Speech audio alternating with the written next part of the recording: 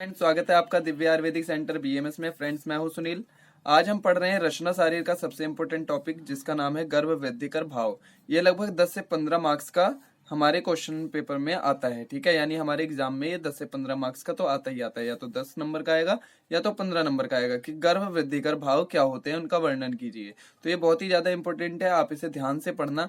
इसके अंदर हम कुछ टर्म्स की मॉडर्न से रिलेट करके भी हम जानेंगे, जैसे सिरा को मॉडर्न से रिलेट करेंगे, धमनी को मॉडर्न से रिलेट करेंगे। ऐसी कई सारी चीजें हैं जिनको हम मॉडर्न से रिलेट करके समझेंगे, ताकि जहां भी आपको सिरा चैप्टर भी है, धमनी चैप्टर है, तो वहां पर जाके आपको उनकी मीनिंग पता रहेगी तो इजिली समझ में आ जाएगा। यानी कि ये आपका बेस भी बनाने वाला लेक्चर है।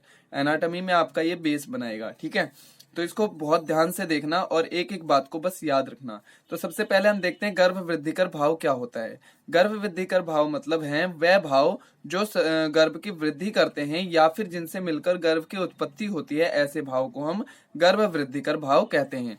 तो एक श्लोक है इसके ऊपर, तत्र गर्भस्य पितृज मातृज रसज आत्मज सत्वज सात्मयज जानी शरीर लक्षणानि। ठीक है, मतलब कि जब गर्भ बन रहा होता है तो उसके अंदर कुछ गुण पितृज यानी पिता से आते हैं, कुछ मातृज यानी कि माता से आते हैं, कुछ रसज यानी कि रस यानी आहार रस से आते हैं, कुछ आत्मज यानी कि आत्मा से आते हैं, कुछ सत्वज से आते हैं और कुछ सात्मयज से आते हैं। ठीक है, यानी कि ये 6 जो भाव हैं, इन्हीं से गर्भ की उत्पत्ति होती है। यानी गर्भ उत्पन्न होते समय उसमें पितृज मातृज रसज आत्मज सत्वज और सात्मयज ये भाव सम्मिलित होकर इन सब के समुदाय से ही गर्भ की उत्पत्ति होती है। ठीक है, अर्थात ये 6 भाव गर्भ की निर्मित के लिए माने गए हैं। यानी कि गर्भ जब निर्मित होगा उसके लिए ये 6 भाव ही माने गए हैं। ठीक है, अब हम देखेंगे कि पितृज से कौन कौन से गुण गर्भ में आते हैं। तो इसका श्लोक है, बहुत ही आसान श्लोक है, श्लोक कह भी नहीं सकते। अगर एक एक वर्ड की मैं आपको यहाँ पे मीनिंग बताने ही वाला हूँ तो ये आपको श्लोक तो लगेगा ही नहीं। ठीक है, तो ये बहुत ही आसान है। तो देखते हैं, गर्भस्य केश समश्रु लोम अस्थि नख दंत सिरा स्नायु धमनी रेता प्रभृतिनी स्थिराणि पितृजानी। ठीक है, तो यहाँ पर क्या है, पितृज से कौन कौन से गुण आते हैं। गर्भस्य मतलब गर्भ में पितृज से कौन कौन से गुण आते हैं। एक तो केस आता है यानी कि हेयर, समश्रु यानी कि दाढ़ी मूछ, यहाँ पर मैंने हिंदी में लिख रखा है दाढ़ी मूछ। लोम मतलब क्या होता है यहाँ पर, तो लोम मतलब हमने बता रखा है कि त्वचा। ठीक है, लोम मतलब क्या होता है, त्वचा। अस्थि मतलब क्या होता है, बोन्स। नख मतलब नाखून, दंत मतलब टीथ। सिरा मतलब क्या होता है, सिरा मतलब होता है वेन्स।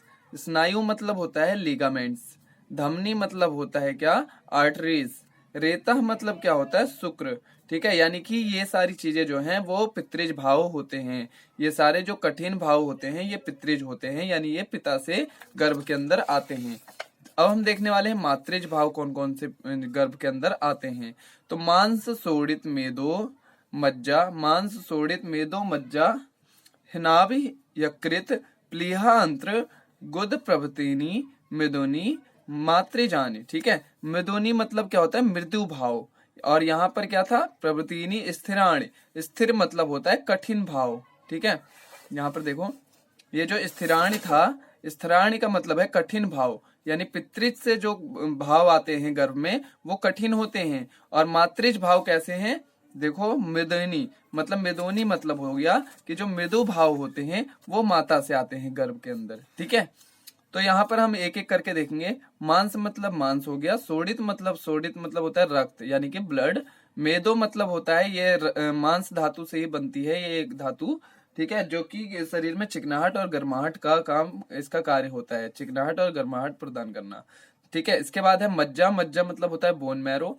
ठीक है, हिनाभि मतलब नाभि, यकृत मतलब लिवर, प्लीहा मतलब होता है हमारा, यकृत मतलब होता है लिवर और प्लीहा मतलब होता है स्प्लीन, आंत्र मतलब होता है इंटेस्टाइन, गुदा मतलब मैं आपको बता दूं, गुद मतलब होता है मल द्वार। ठीक है, रेक्टस या फिर एनस कुछ भी कह सकते हैं, जहां से मल शरीर से बाहर निकलता है उसे गुद कहते हैं। तो ये सारे जो गुण है या ये सारी जो चीजें हैं ये हमें माता से मिलती है। ये सारे मेदोनी मतलब की क्या हो गए कि मृदु भाव हैं और ये हमें माता से मिलते हैं, यानी गर्भ को माता से ये सारे भाव मिलते हैं। ठीक है, अब हम देखेंगे थर्ड, रसज। ठीक है, रसज भाव कौन से होते हैं जो गर्भ में आते हैं। ठीक है, तो रसज जो है उसमें जो श्लोक है, शरीरोपचयो बलम वर्णः स्थिरानिश्च रस जानी। ठीक है, बहुत ही आसान है। शरीरोपचय हो, शरीर उपचय। ठीक है, शरीर उपचय का मतलब हो गया शरीर की वृद्धि। शरीर की वृद्धि कब होगी? जब शरीर में धातुएं बनेंगी। तो इसका मतलब शरीर उपचय मतलब क्या हो गया? शरीर में धातुओं की वृद्धि। ठीक है, बल वर्ण ये सारे हमें किससे मिलते हैं? आहार रस से। ठीक है, स्थिति मतलब कि अपने आप को हार्ड बनाना। ठीक है, ये सब हमें किससे मिलते हैं? आहार रस से। यानी अगर हम खाना खा रहे हैं तो हमें बल तो मिलेगा ही ना, उसी से ही धातुओं की वृद्धि होगी, उसी से हमें बल मिलेगा, उसी से ही हमारा शरीर जो है वो स्थित यानी कि कठोर बनेगा। यानी कि क्षय से ये सारे भाव आहार रस। क्षय मतलब क्या होता है कि धातुओं का क्षय भी तो होगा। अगर हम खाना नहीं खा रहे तो क्या होगा? धातुओं का क्षय होगा। तो ये भी रसद से ही मिल रहा है। अगर हमारे अंदर रस जा रहा है तो इनकी वृद्धि होगी, रस नहीं जा रहा है तो क्षय होगी। तो ये भी रसज में ही आते हैं। यानी कि रसद से ही हमें ये सारे भाव प्राप्त होते हैं। कौन कौन से? वृद्धि, बल, वर्ण, स्थिति और क्षय। यानी धातुओं की वृद्धि और क्षय, बल, वर्ण और स्थिति यानी कि कठोरपन। ठीक है, ये सारा हमें रसद से मिलते हैं ये सारे भाव। और रसज मतलब क्या होता है? तो आप एक सिंपल मीनिंग याद रखना, रसज मतलब होता है आहार रस। ठीक है, उसके बाद हम देखने वाले हैं आत्मज। आत्मज मैंने पहले ही बता दिया था, आत्मज मतलब होता है हमारी आत्मा। आत्मा से हमें क्या मिलता है? इंद्रियाण ज्ञानम विज्ञानम आयु। यानी कि इंद्रियां, ज्ञान, विज्ञान और आयु ये आत्मा से मिलते हैं। सुखम दुखादिकम चा आत्मजानी। ठीक है, तो हमें पहले पता आत्मजान मतलब आत्मा से हमें मिलते हैं क्या क्या? दुख और सुख। तो आत्मा से ही दुख सुख मिलते हैं। अगर हमारे शरीर में आत्मा नहीं है तो हमारे शरीर को कितना भी मार पीट लिया जाए, क्या हमें दुख होगा? अब भाई जिसके अंदर आत्मा ही नहीं है वो तो मरा हुआ है। अब उसके ऊपर कितना भी जुल्म ढालो, ना उसे सुख का अनुभूति होगी ना उसे दुख की। तो हमें इससे साबित होता है कि सुख दुख हमें आत्मा से प्राप्त होते हैं। तो यानी सुख दुख आत्मा से प्राप्त होते हैं, ज्ञान विज्ञान आत्मा से प्राप्त होते हैं। यानी कि हम कुछ भी सीखते हैं अगर, तो हम अपने ज्ञान आत्मा से ही सीख रहे हैं। ठीक है, आयु मतलब यही हो गया कि जब तक शरीर में आत्मा है तब तक हमारी आयु है, नहीं है तो हम मर गए, नहीं है। ठीक है, इंद्रियां। उसके बाद ये सारे भाव जो हैं वो हमें आत्मा से मिलते हैं। तो यानी कि इन सारे भाव को हम क्या बोलते हैं? आत्मज। ठीक है, यहाँ पर हिंदी में लिखा हुआ है, आप वीडियो पॉज करके या फिर बाद में लाइन टू लाइन पढ़ सकते हैं। इसके बाद फिफ्थ हम देखते हैं सत्वज। ठीक है, सत्वज कौन कौन से गुण होते हैं जो गर्भ में आते हैं?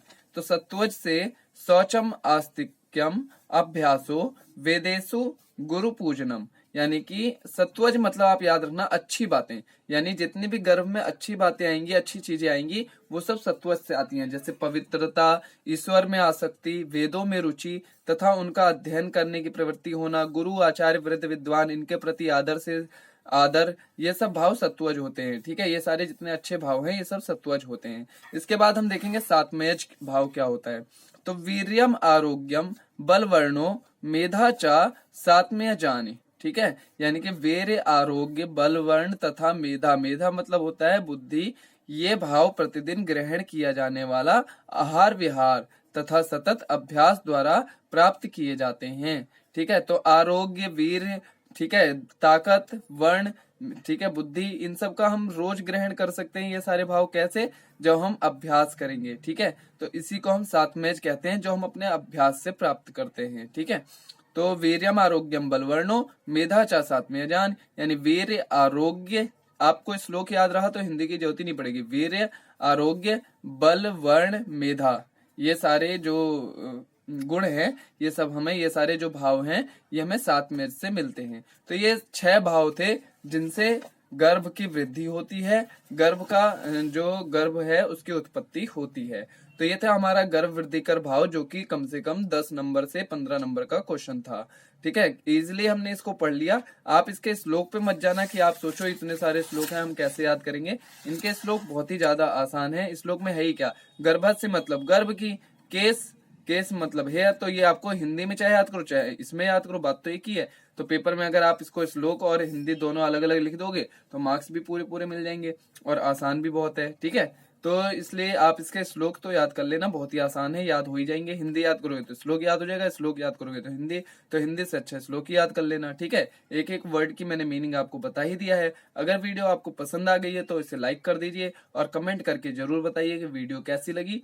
ठीक है, कमेंट करना ना भूलना, लाइक जरूर करना, और अगर चैनल को सब्सक्राइब नहीं किया है तो सब्सक्राइब जरूर करना, और फ्रेंड्स वीडियो को शेयर जरूर करना, ये मेरी आपसे रिक्वेस्ट है।